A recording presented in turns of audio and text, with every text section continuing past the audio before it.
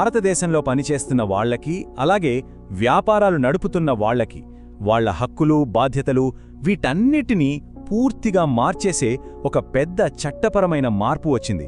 అదే ఈ కొత్త కార్మిక చట్టాల సంస్కరణ. దాని గురించే ఇప్పుడు మనం మాట్లాడుకోబోతున్నాం. 29. ఈ నెంబర్ చూడగానే ఏమనిపిస్తోంది? ఇది కేవలం ఒక అంకె కాదు, మన దేశ కార్మిక రంగాన్ని కొన్ని దశాబ్దాలుగా శాసించిన చట్టాల సంఖ్య ఇది. అది గందరగోళంగా ఉన్న కేంద్ర కార్మిక చట్టాలు. ఒక్కసారి ఊహించుకోండి, 29 వేర్వేరు రూల్ బుక్స్ మధ్య నలిగిపోవడమంటే ఎలా ఉంటుంది? అవును, ఒక రకంగా ఇది చట్టాల చిట్టడవిలాంటిది. ఒకదానితో ఒకటి సంబంధం లేకుండా, కొన్నిసార్లు ఒకదానికొకటి వ్యతిరేకంగా ఉండే నియమాలు.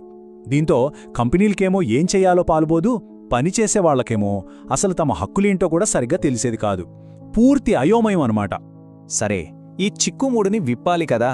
అందుకే మన దేశం ఒక పెద్ద, చాలా ధైర్యమైన అడుగు ముందుకేసింది. అదే ఈ గొప్ప ఏకీకరణ. అంటే కార్మిక చట్టాల రూపురేఖలనే మార్చేసిన ఒక కొత్త శకం మొదలైంది అని చెప్పొచ్చు. మరి కన్సాలిడేషన్ అంటే ఏంటి? సింపుల్గా చెప్పాలంటే, ఆ పాత చిందరవందలుగా ఉన్న 29 పుస్తకాల్ని మూసి పక్కన పెట్టేసి వాటిలో ఉన్న సారాన్నెంతటినీ తీసి కేవలం 4, అవును 4 స్పష్టమైన, సులభంగా అర్థమయ్యే కోడ్స్గా మార్చారు. దీని వెనుకున్న లక్ష్యమొక్కటే, కన్ఫ్యూజన్ తీసేసి క్లారిటీ తీసుకురావడం. ఇక్కడ చూడండి, ఈ మార్పు ఎంత పెద్దదో. 29 కేంద్ర చట్టాలు ఇప్పుడు కేవలం 4 ఏకీకృత కోడ్స్గా మారాయి. ఇది జస్ట్ నెంబర్లు తగ్గడం కాదు, ఇది మన కార్మిక చట్టాల వ్యవస్థలోనే ఒక పెద్ద విప్లవం. సంక్లిష్టత అనే సంఖ్యలను తెంచుకుని స్పష్టత వైపు వేసిన ఒక భారీ ముందడుగు ఇది. సరే, అంతా బాగుంది. మరి కొత్త వ్యవస్థకు మూలస్తంభాలు లాంటి ఆ 4 కోడ్స్ ఏంటి? అవి మన పని జీవితాల్ని ఎలా మార్చబోతున్నాయి? పదండి, ఇప్పుడు వాటిలోకి కొంచెం డీప్గా వెళ్దాం. చూడండి, ఈ 4 ఆ కొత్త స్తంభాలు. మొదటగా వేతనాల కోడ్ 2019. దీనివల్ల దేశం మొత్తం మీద ఒక కనీస వేతనం అనేది అమలవుతుంది. ఇక రెండోది పారిశ్రామిక సంబంధాల కోడ్ 2020. ఇది ఉద్యోగాల్లోకి తీసుకోవడం, తీసేయడం, ఇంకా ట్రేడ్ యూనియన్లకు సంబంధించిన రూల్స్ని సింపుల్ చేస్తుంది. మూడోది సామాజిక భద్రతా కోడ్ 2020.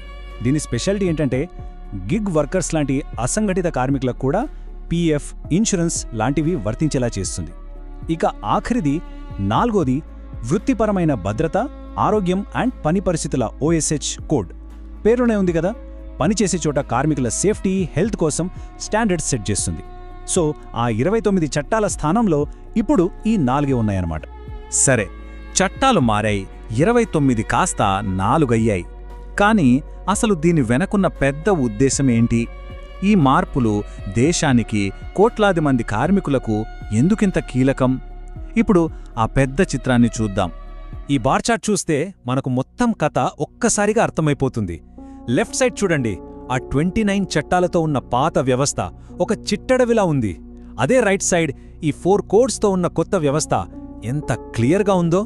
దీనివల్ల ఏమవుతుందంటే, వ్యాపారాలు ఇకపై రూల్స్ పాటించడం ఈజీ అవుతుంది, కన్ఫ్యూజన్ ఉండదు.